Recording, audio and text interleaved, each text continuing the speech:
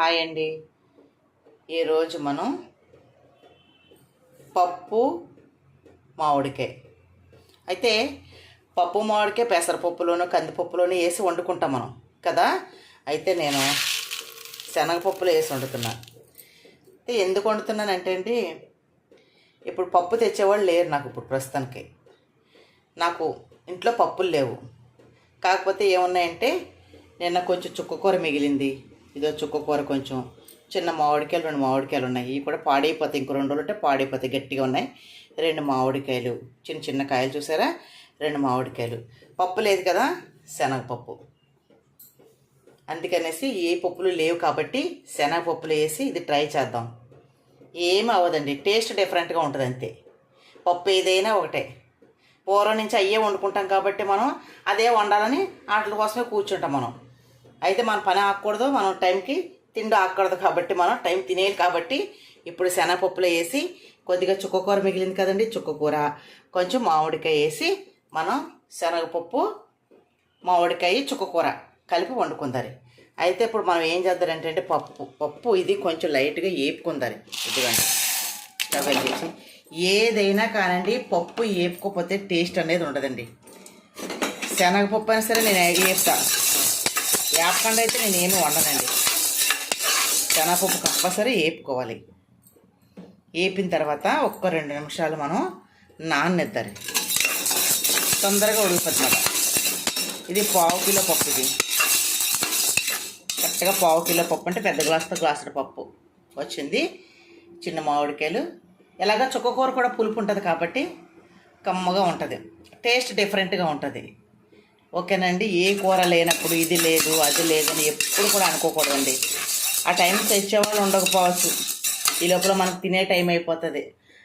కడుపు మార్చుకొనే ఉండడం ఎందుకండి, ఏది ఉంటే అదే మనం అడ్జస్ట్ అవ్వాలి. ఇంకొక 2 రోజులు పోతే మామిడికాయలు పాడైపోతే ఈ చుక్కకూర పాడైపోద్ది. కొనుక్కున్న డబ్బులు వేస్ట్ అయిపోతాయి కదా. వేస్ట్ అవ్వకుండా చక్కగా మనకి ఈరోజు కూర అవ్వాలి. అందుకనేసి నేను వండి చేపిస్తాను. అన్ని రేట్లు పెరిగిపోయినాయండి. కాయకూరలేంటి, తర్వాత ఆకుకూరలేంటి, పప్పులేంటి, అన్ని రేట్లు మండిపోతున్నాయి. కానీ మనం ఎంత రేటు ఉన్నా కానీ ఎక్కువ నాన్ వెజ్ మీదకే వెళ్ళిపోతాం.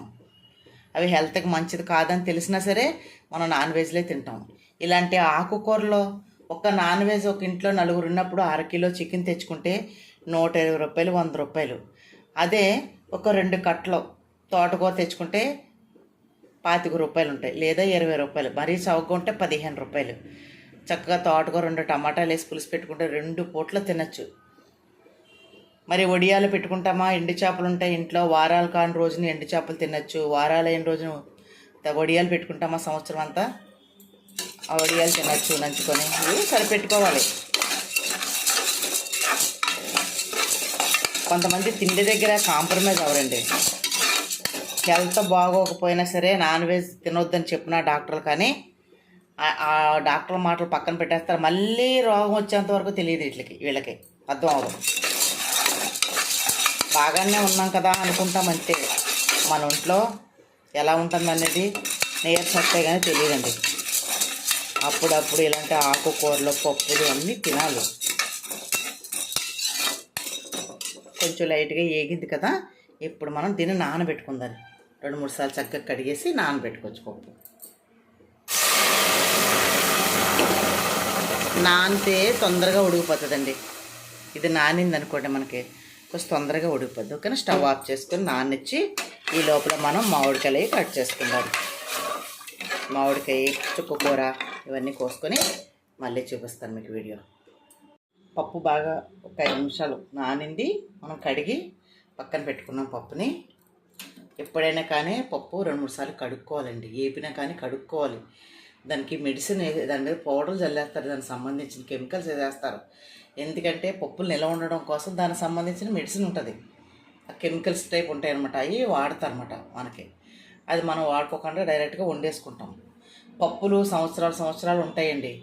అవి పాడవకుండా పొట్లు కట్టేస్తాం. మన ఇంట్లో 4 నెలలు ఉండేటప్పటికి పప్పులు ఏమవుతాయండి, అవి పొట్లు కట్టేస్తాయా 2-3 నెలలు ఉండేటప్పటికి. మరి అలాంటిది షాపుల్లో ఎన్నో రోజులు ఉంటాయి కదా, ఇవి ఎన్నో నెలల తరబడి ఉంటాయి. అప్పుడు మరి దానికి సంబంధించిన మెడిసిన్ వేస్తారు కదా, దానికి పప్పులు పొట్లు కట్టుకోకుండా. అందుకనేసి మనం శుభ్రంగా కడుక్కోవాలి. మన సొంత కందులు అనుకోండి కడుక్కోకపోయినా పర్వాలేదు. అయితే ఇప్పుడు 2-3 సార్లు శనగపప్పు కడిగేసుకున్నాం కదా, మంచి కమ్మట వాసన వస్తుంది, వేపాం కదా. అయితే ఇందులో చూడండి, మామిడికాయ, తర్వాత ఉల్లిపాయ, పచ్చిమిర్చి, పసుపు, ఉప్పు, తర్వాత చుక్కకూర మొత్తం అన్నీ వేసాం ఇందులో, ఇంకేం వేయక్కర్లేదు. ఇప్పుడు మనం వేయాల్సింది ఏంటంటే అండి, వాటర్ పోసుకోవాలి. దీంట్లో మునిగేంత వరకు వాటర్ పోసుకొని మనం మూత పెట్టుకుందాలి. ఇంకా కొంచెం వాటర్ వేసి మనం మూత పెట్టుకోవచ్చు. కొద్దిగా వాటర్ వేసుకుంటే సరిపోతుంది. ఓకేనా. పప్పు మునిగేంత వరకు. చుక్కకూరలో కొంచెం తడి ఉంటుంది కదండి.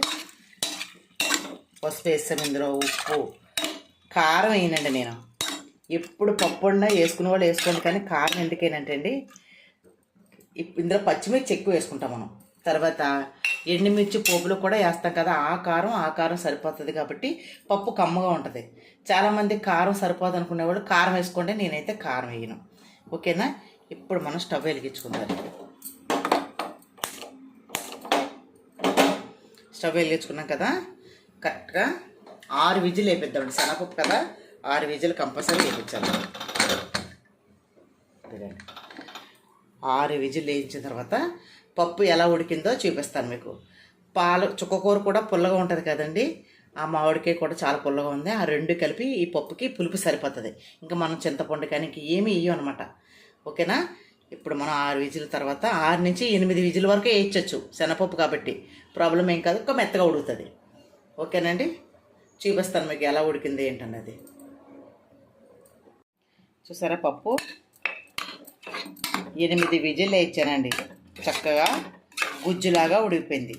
అయితే మరి ఇంత చిక్కగా ఉన్నా బాగోదు. మనం పోపు వేసిన తర్వాత కొంచెం వాటర్ వేద్దాం వేడి చేసి. ఓకేనా. ఇప్పుడు మనం తాలింపు తీసుకోవచ్చు. ఏం తీసానంటే ఇదిగోండి, కొద్దిగా ఎల్లుల్లిపాయలు చూడండి. ఒక 4 రోజులు ఉంటే ఇంట్లో ఎలా అయిపోతున్నాయి, మొక్కలు వచ్చేసినాయి. మొక్కలు వచ్చాయి కాబట్టి ఏం కాదు ఇవి. చూసారా, పసురుగా మొక్కలు వస్తాయన్నమాట. కొద్దిగా జీలకర్ర, ఆవాలు, ఎండుమిర్చి, కరివేపాకు, కొంచెం ఇంగవ. ఓకేనా. ఆ ఇంగవ కూడా పోపులో వేసేసుకోవచ్చు, ఏం కాదు. అదిగండి, పప్పుల్లో ఇంగవ వేసుకోవాలండి, తొందరగా అరుగుతుంది, జీర్ణం అవుతుంది మనకి. తర్వాత ఇంగవ కూడా ఫ్లేవర్ బాగుంటుంది. ఓకేనా. ఇప్పుడు మనం తాలింపు వేసుకుందాం. స్టవ్ మీద గిన్నె పెట్టుకుని తాలింపు వేసుకొని చక్కగా చూపిస్తాను చూడండి. స్టవ్ వెలిగించాము, చక్కగా ఎల్లుల్లిపాయలు వేసుకున్నాము, కొద్దిగా ఆయిల్ పోసుకొని ఇప్పుడు పోపు దినుసులు వేసేసుకుందాం. వేసేసుకొని ఎల్లుల్లిపాయ వేగాలండి, వేస్తేనే బాగుంటుంది. ఇంగువ కూడా ఇందులో వేసాం కదా, మంచి స్మెల్ వస్తుంది. ఇప్పుడు మనం చుట్టుపక్కల ఆనిచ్చి బ్యాచిలర్స్ కోసం అండి నేను చేసే వంటలు. ఎందుకంటే కొత్తగా వంటలు నేర్చుకునే వాళ్ళకి, అలాంటి వాళ్ళకి ఇవి ఉపయోగపడతాయి. పైగా ఇంట్లో ఏ ఉంటాయి వండుకోవడానికి కూడా ఈ కూరలు మనకి ఉపయోగపడుతుంటాయి. ఏమీ లేనప్పుడు ఏమీ లేదు అనుకోకుండా వండుకునే కర్రీస్ ఇవన్నీ. ఇప్పుడు ఏమీ వేయక్కర్లేదండి, ఉప్పు సరిపోయింది. ఇప్పుడు చిటపట్లు ఆడుతున్నాయి కదా ఆవాలు, ఉప్పు ఇందులో పోసేసుకుందాం.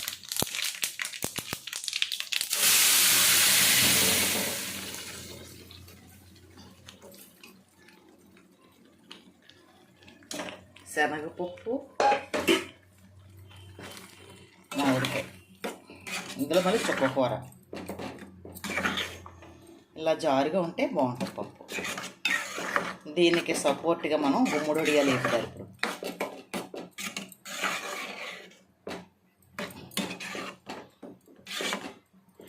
పల్చగా కావాలనుకుంటే ఇంకా కొంచెం వాటర్ వేడి చేసుకుని వేసుకోవచ్చు. లేదు పప్పు ఇలా తిక్కుగా కావాలనుకుంటే మనం ఇలా కూడా తినచ్చు. పాలకూర కూడా మంచిది కదండి ఒంటికి. అదే మామిడికాయలో కూడా సి విటమిన్ ఉంటుంది. పప్పు ఏ పప్పు తిన్నా మనకి మంచిదే ఒంటికి.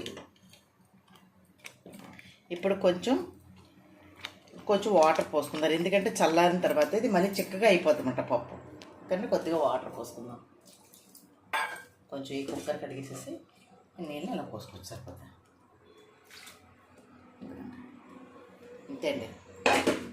పప్పు అయిపోయింది. దీంట్లో మనం నంచుకోవడానికి గుమ్మడి వడియాలు వేపుదాం. ఓకేనా? చూడండి చక్కగా ఎంత బాగుందో. చుక్కకూర, మామిడికాయ, శనగపప్పు వడియాలు వేపుతారు. ఇప్పుడు గుమ్మడి వడియాలు పులుసు బాగుంటాయండి. పులుసు పెట్టుకుంటే కోడిగుడ్లు వేసుకొని, వంకాయ వేసుకొని, ఎండి చేప ఇష్టమైతే ఎండి చేప వేసుకొని పులుసు పెట్టుకుంటే చాలా బాగుంటాయి గుమ్మడి వడియాలు. మామూలుగానే తినచ్చు, మనకి కూరలకి ఉపయోగపడుతుంది. ఇప్పుడు గుమ్మడికాయల సీజన్ కదండి, పెట్టుకోండి.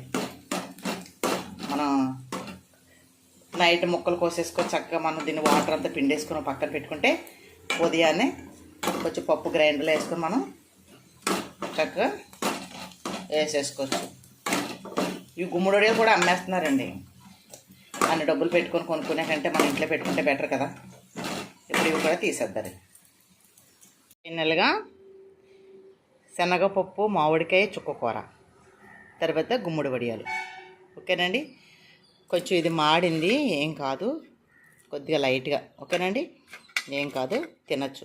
లోపలికల్లా ఏగాలంటే ఇలా ఏపాలి గుమ్మడి వడియాలు, లేదంటే పైన ఎగిపోతాయి, లోపల పచ్చి ఉండిపోతుంది. ఓకేనండి? మీరు కూడా ట్రై చేయండి. చక్కగా శనగపప్పు, మామిడికాయ, చుక్కకూర ఛానల్ సపోర్ట్ చేయండి. కొత్త వాళ్ళు ఎవరైనా చూస్తే సబ్స్క్రైబ్ చేసుకోండి. చాలా బాగుంటుందండి. ఒకసారి కొత్త టేస్ట్ వస్తుంది. ఓకేనా? థ్యాంక్ యూ అండి.